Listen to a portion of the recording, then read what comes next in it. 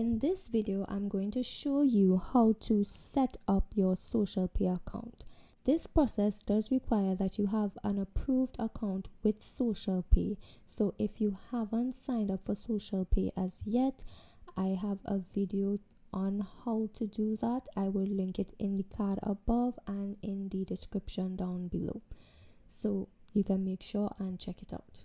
So the first time that you log into your social pay account using the username and password you would have created when you signed up, you'll be taken to a page that prompts you to create an identity.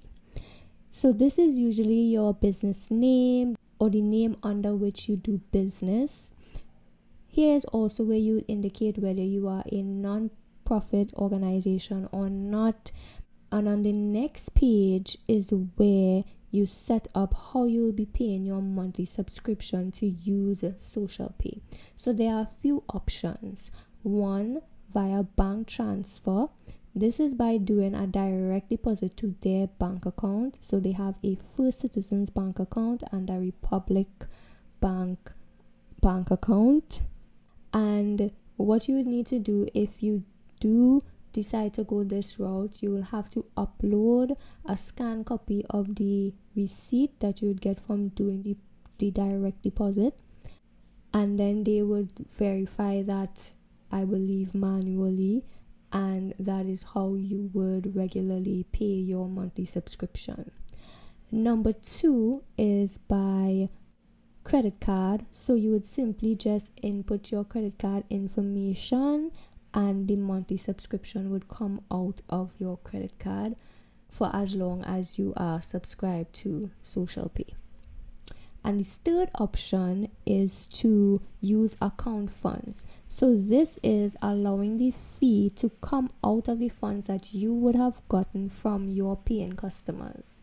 And those funds would sit there in your social pay account until you transfer it out and into your bank account, right? So basically what they would do, they would just take it out from there and no harm, no foul. However, if you are now starting and now signing up, then you wouldn't have any paying customers as yet in order to use this way. This would come later down the line when you have a lot of payments coming in and it makes sense to do it this way. So after that, you click on the banking tab, then you click on bank account, and this is how you enter the information for the bank account that you want associated with your social pay account.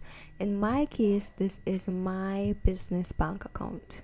Then you click on the verification tab. This is where you submit your documents and information in order to verify your account.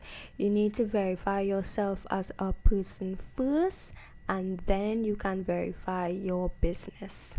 It's the regular drill. You have to submit 2 forms of ID, proof of address, which would be a utility bill, and if the utility bill is not in your name, you need to submit a letter of authorization together with a copy of the ID of the person whose name that the utility bill is in.